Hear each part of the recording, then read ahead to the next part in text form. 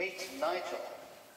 Just a year ago, Nigel was a respectable chartered accountant, but over the last few months, Nigel has been radicalized by the internet, an influence which has made him give up his job, dye his hair pink, spend all his dough money on records. He claims he is now part of what he calls the vinyl community. Nigel, may I ask you what has made this radical change in your life? Yeah, I am a member of the vinyl community. What's it got to do with you, Grandad? And it's all down to Baggy Hi Fi.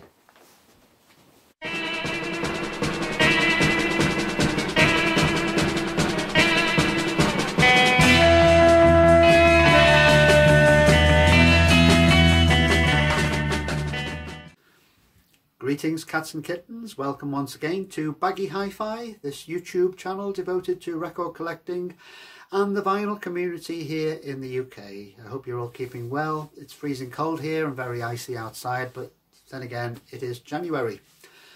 January in the vinyl community seems to be the month for vinyl tags, and I've already answered the questions to the vinyl tag for this year, for 2021. But one set of interesting questions has also cropped up from Alan, Static Traveller. That's the name of his channel. And he set some non-vinyl tag questions to answer, which means that we need to scurry about and dig out some CDs and magazines and books. So the kind of thing that certainly took my fancy. And I do recommend Alan's channel. I think Alan has access to a charity shop in an alternate universe, because he manages to find some amazing records from charity shops. Not just charity shops, of course, but he has found some amazing ones over the last year, which he's shown some fantastic British jazz finds and some prog and psych finds, the kind of thing that has people like me drooling with envy. So yeah, if you don't know Alan at Static Traveller, go over there to that channel and tune in to some delights. So we'll begin with the first of his 10 questions. First question is, show a mini replica CD cover, that is a mini replica of an album, and also show, or if you can, find interesting packaging on a CD. So this is one that came to mind, and this is Family, music from Doll's House, and it reproduces in a digipack form their first album, which is a beautiful album of its time. I think it was about 69, 70, and also has a sort of an inner sleeve, which is a bit like a vinyl inner sleeve. So that's Family, music in a Doll's House, wonderful record. Here's another one, which is actually a reproduction of a Light in the Attic album by Light in the Attic label album of Roky Erickson's tunes. Gremlins Have Pictures. It's a great one. The only thing is with the reproducing the album, that this is virtually unreadable. The notes on the back of the sleeve. Gatefold, like the vinyl version would be, and also has a sort of a paper inner sleeve, and there's a CD inside. Includes one of Roky's best songs, I think, The Interpreter. Here's another one with interesting packaging. It doesn't reproduce the vinyl version, but it's an album by Broadcast. I think probably my favourite Broadcast album, electronic dream pop band from the 90s and the 2000s. This is the Ha Ha sound, and it's a sort of a hardback book, which is different shape to a normal CD cover, and the cover is designed by Julian House of Ghost Box fame. Some really nice artwork that folds out, and you know, lots of nice typewriter design stuff there, quite retro. Yes, that's Broadcast on Warp Records, the Ha Ha Sound album. Second question is a music book I return to. This is a music book I am returning to a lot at the moment, because it's a book I've just bought and I'm reading. It's about Henry Cow, the band Henry Cow. The World is a Problem by Benjamin Peacock. I showed some Henry Cow, that amazing 70s, early 80s alternative avant-garde band. This really goes into some depth into the music and also their history. It's really fascinating, and if you're at all interested in alternative rock or avant-garde music, I'd certainly recommend this one. The World is a Problem, about Henry Cow, by Benjamin Piekut. Probably didn't pronounce that one very well. The third question is 3 releases by the same artist from 3 different decades. So I thought of about an artist who's been going for a long time, and that is Robert Zimmerman, Bob Dylan. So here's one from the 1960s. This is John Wesley Harding, which is from 1968. I think it's definitely one of my favourite Bob Dylan albums. Real stripped down sound when everyone else wasn't stripping down their sound. And one from the 70s, from 1975, Blood on the Tracks. Of course, one of his most beloved albums, and rightly so. And then one from the 80s, I think this is from 1989, Oh Mercy, said to be a bit of a return to form. So that's 3 releases by the same artist from 3 decades. Next question, question number 4, is show a box set with the most CDs. I have quite a few box sets, but not with a plethora of CDs, not with too many CDs. This is one I bought recently, and I'm kind of still working my way through it, and it's a 5 CD compilation by Cherry Red of Liverpool bands, the sound of Liverpool from 1976 to 1988. So 5 CDs and a nice booklet with information on each track. So this is focusing on the kind of second renaissance of Liverpool as far as music goes. Pop and rock music in Liverpool was long dominated by the Beatles, and you can't get away from the Beatles. And I grew up in Liverpool, and when I was still living there, I was quite sort of sick of the Beatles, because there were statues going up everywhere, and Beatles shops and Beatles tours. I'm not so against it now because I don't live there, but this is the music that came sort of around the time of punk onwards, and produced some really big bands and some obscure bands who should have been bigger. One thing that comes across in this compilation of 5 CDs is the quest for the most ridiculous band name. Even when you think, OMD, or Orchestral Manoeuvres in the Dark, Frankie Goes to Hollywood, that's quite an unusual name, but there are some really daft ones on here. The Bamboo Fringe, that's a terrible name for a band. The Revolutionary Army of the Infant Jesus, so I remember seeing live, that was quite an experience. Glass Torpedoes, Brenda and the Beach Balls, Attempted Moustache, Egypt for Now, Those Naughty Lumps, The Royal Family and the Poor. This is a really interesting compilation of Liverpool bands. And sometimes when I see some of the names of those bands, it really has a Proustian effect on me. It takes me back to seeing posters slapped up on walls around Matthew Street in that area where Probe Records used to be. Probe Records, great record shop. Yeah, of course, Echo and the Bunnymen are on here. As I mentioned, Frankie Goes to Hollywood. The Wild Swans, China Crisis, The Icicle Works, Teardrop Explodes, of course. But there are some bands who, maybe only recorded 1 record. So it's a great, broad overview of that period of time in Liverpool, the sound of Liverpool, 1976, 1988. It's put together by Cherry Red in this nice box form. So I'm still working my way through that one. Question 5, show a music magazine. Well, I can't just show you one because I do like music magazines, even though I don't buy as many as I used to. I don't buy Mojo magazine anymore. I just think it's become kind of dull, really, and repetitive. I mean, how many cover features do you really want to see on Queen or Pink Floyd yet again? The making of Dark Side of the Moon. It's just really becoming really a bit dull. I do buy Shindig now and again because I do like to read about 60s psych and pop psych and that kind of thing. This is a recent issue which I don't buy every month.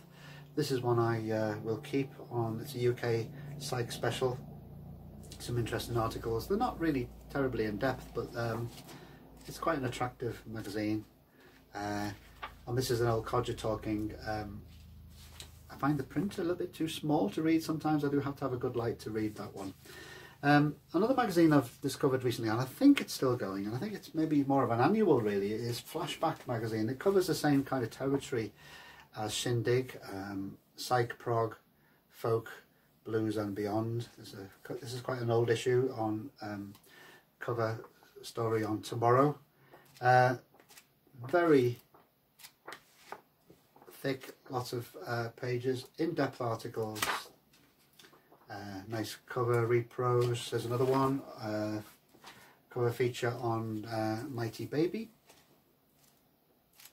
I think this is a subscription only type thing, and I think it does just, if it is still running, it only comes out once a year. So that's Flashback Magazine.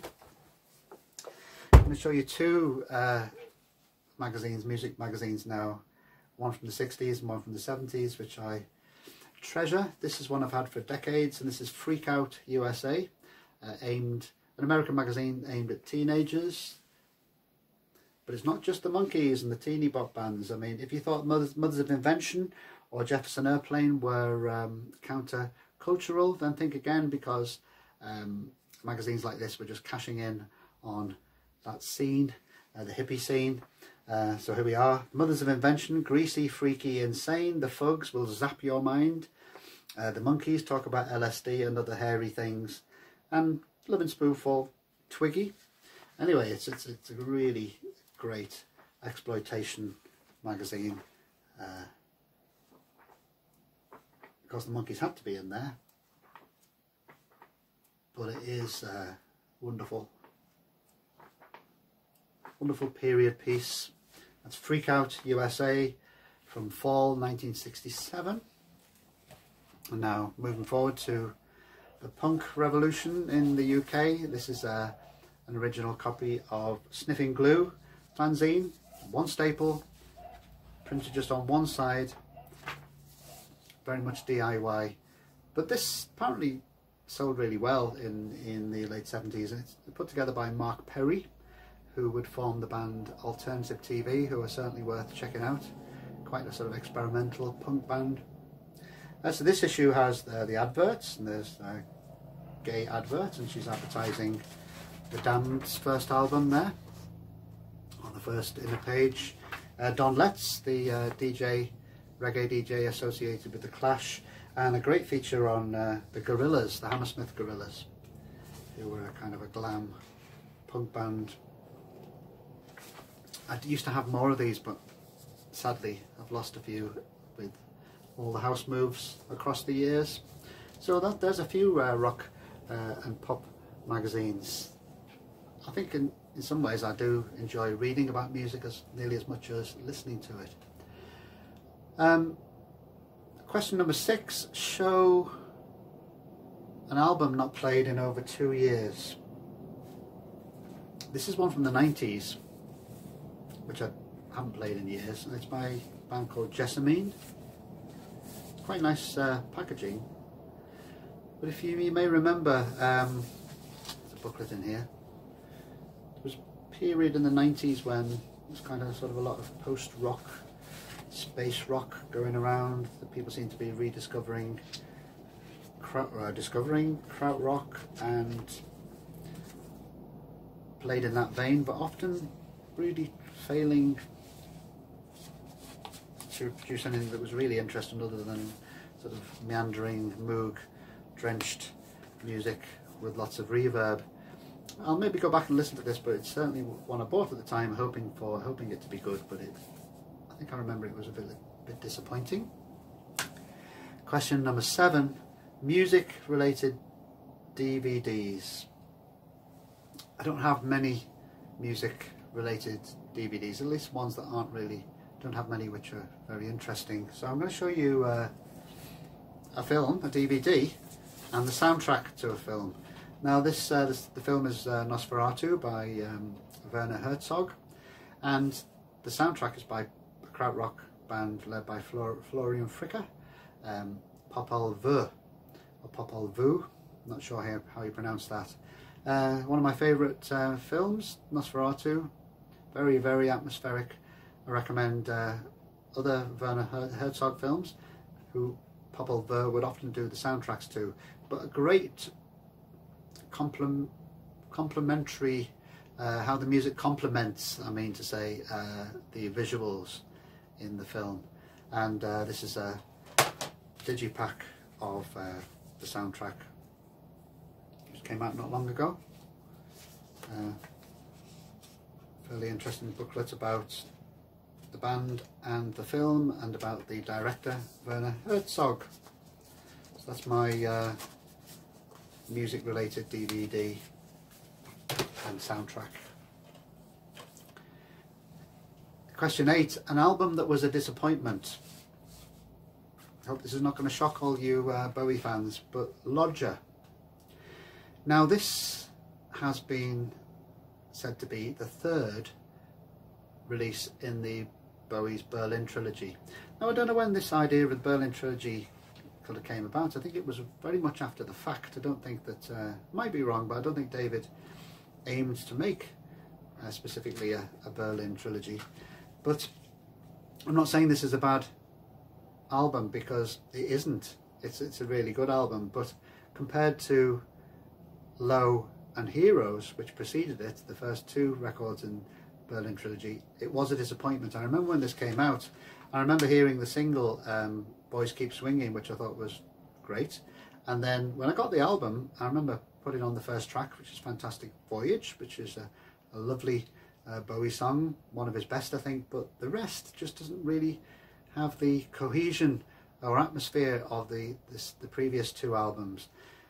In fact, some of them are tracks I can't really remember. I can't remember what Move On sounds like.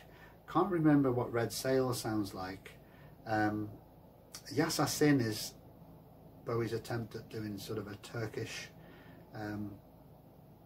ethnic sounding tune, and it just doesn't hang together as well as the previous two Bowie albums, and the cover is just really odd and not very good really, because I mean, you know, the Heroes cover is so iconic, as is the Low cover. So yeah, disappointing, but still a good album. But I still remember the disappointment when this came out, thinking it's just not as good as the ones that went before it. Question number 9: an album that you wouldn't play to your parents. Well, I'm going to have to show some vinyl here, because I don't have this album on CD. And it's not so much the music, because I had quite tolerant parents, and I do remember my mother charmingly say to someone in the family, "John's into that Roxy music," and she didn't mean the band. She thought Roxy music was a type of music, sort of sounded like rock music, I suppose. But this is the album. I used to have a pile of records. I didn't have many albums as a teenager, but I used to have a sort of pile of albums in the front room, and this is one that I had at the time, but I always used to put into the sort of kind of the back of the pile, so my mum and dad wouldn't see the cover. And it's this one, Country Life. I believe that when this first came out, it was sold in the shops in a black sleeve, so it would cover the cover photo. And I think the version that came out in the States didn't have the two girls on the front, it just had the foliage. So yeah, rather a saucy cover, which I probably would have been embarrassed of my mum and dad seeing. Final question: a non-music spoken word CD. I had to really think about this one. But then I have just a CDR of this, and it's by Ruth White, and it's a very strange record which came out in 1969. I looked this up on Discogs, and it's never been reissued, and copies of the vinyl are very, very sought after and very expensive. So a friend of mine did a CDR of this, and it is poetry, and it's Ruth White's setting of Charles Baudelaire's collection of occult poems, The Flowers of Evil. I'm going to play you a needle drop of this. So it's Ruth White from the Flowers of Evil spoken word album from 1969. When the low, heavy sky weighs like a lid on the spirit, aching for the light, and when, embracing the horizon, it pours on us a black day which is sadder than any night. Well, that was the rather out there poetry reading of Ruth White from 1969 on her Flowers of Evil album, and that is the answer to the final question on Static Traveller's non-vinyl tag 2021. Thank you, Alan, for setting these questions. Really enjoyed answering them and gathering together some non-vinyl stuff together, although I did show one record, didn't I? Anyway, just before I finish, I'd like to plug a channel, and a VC channel from the UK, fairly new, but he already has about 180 subscriptions, but certainly deserves more. And the channel I'd like to plug is Madame Sin, and this is Madame Sin, although this is a long time ago. This is on a photo of him on the I Was a Teenage Caveman compilation of raw, savage 60s garage punk records, a great compilation which I've had for many years. So I was quite surprised to find out that that is Madame Sin. So Madame Sin talks about this kind of music, garage punk, 60s psych, early rock and roll, and also some reggae 45s, which he plays from his palatial apartment somewhere in London. Thanks as ever for watching. Thanks for your comments. Thanks for your subscriptions. See you in the next video. Bye for now.